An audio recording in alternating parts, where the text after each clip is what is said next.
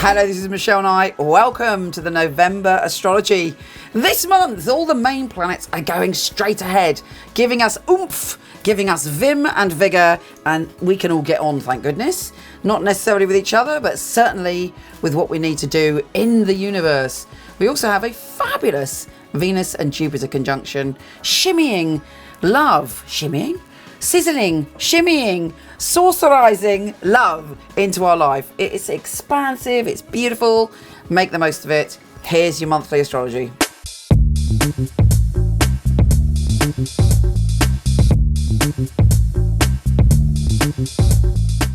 Hello, beautiful Cancer.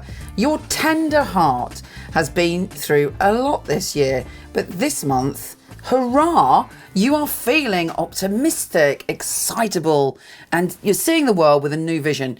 Even if you're in the hardest time, fingers crossed, there are little pockets of light, love, and you're feeling happier within yourself. There's just so much positivity for you this month, and it's like a rebirth. You're awakening back to your creativity. You're awakening to your sense of joy in the world. Let's kick off at the beginning. And in the beginning, Venus, the planet of love, is sextiling Saturn. And you're feeling that you can commit more to your family, to your home. And you've got an idea of how you're going to go about that process and what you need to do. You're also feeling that you're still working on your health and well-being. That's been something because Saturn is in that position. It's something that's been on your mind and you're kind of digging deep in that area.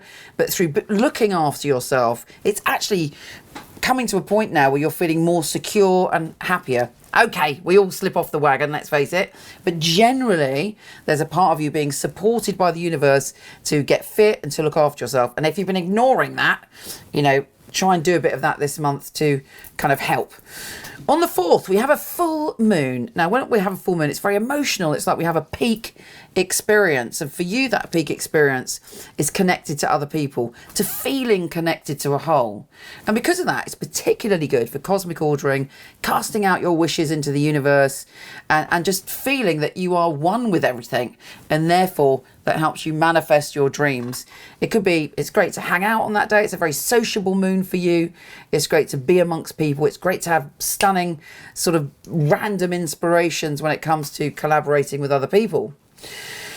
And of course, the moon is your ruler, so this impacts you even more. You should definitely use the magic of the moon to create your reality this month. Get a Pinterest board together, get a good old-fashioned vision board together, make a scrapbook of some of the things that you want to achieve, and most importantly, know you deserve it and know that it's possible. Mercury is shifting signs and going into your position of health and well-being. You're able to say exactly what you think. You're able to be very measured about what you say. And if you make a commitment, then you stick to that commitment. Venus, however, is entering your happy place, your creativity place, your place of sexuality, sensuality, soulmates, joy, childlike joy. Do you still play like you were a kid? What makes you laugh and roar with happiness? This month is going to pack quite a lot of that in. There's lots of opportunities to mix with people that you feel, good about, that make your heart sing. It's also good for children. If you're a parent, it's good for improving the dynamic you have with your kids and everybody laughing and having a happier time. And you're generally very much a love magnet. And what you say to people kind of, it makes them joyful. So a lot of happiness, a lot of joking, a lot of laughter around you. Now, the new moon, on the other hand, the new moon's in that place too. The new moon is all about surrendering all the tough stuff. It may be that you're letting go of an idea of something that made you happy and going after something else. You're shedding something to enable yourself to feel good, to feel loved, to feel belonging, to feel excited by life again.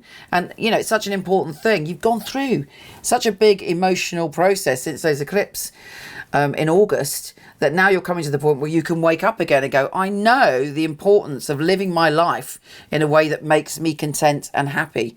And, I learned quite a long time ago, actually, that shockingly, when you're really happy, you learn just as much as if you're going through challenge. in my life quite a lot. I had quite a few challenges, and then when I started to get everything I wanted, then I had to really confront myself and the stuff in myself that had to be dealt with. So, you know, say to the universe, yeah, baby, give me everything I want so I can learn from those lessons. But of course, do the inner work as well.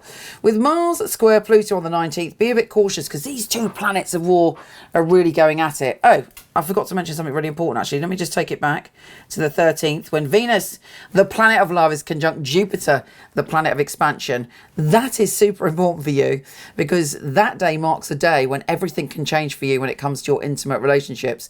If you're single, it's the opportunity to fall in love. It may not happen on that day, but something's shifting, something's opening, the floodgates are opening, and you're prepared to stretch and change and look at the way that you deal with things love-wise. But that is a profound day, the 13th, so look out for that.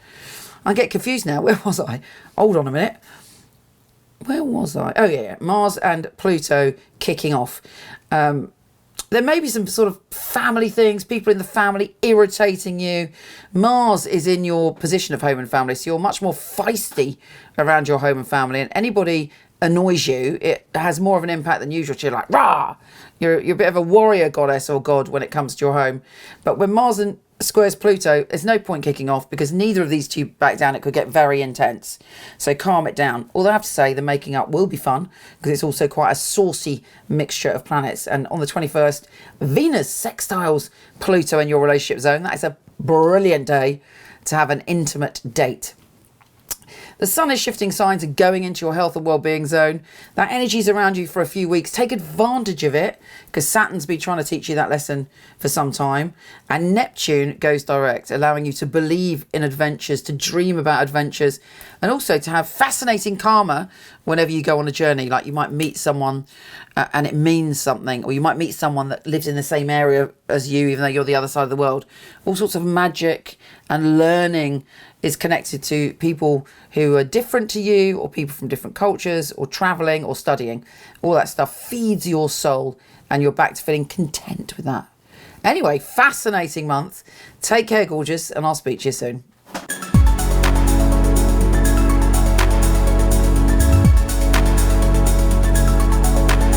Hello, wonderful one. Thank you so much for listening. It would be fabulous if you liked, subscribed, or shared. It would be really, really helpful. Also, I have a ton of free stuff for you.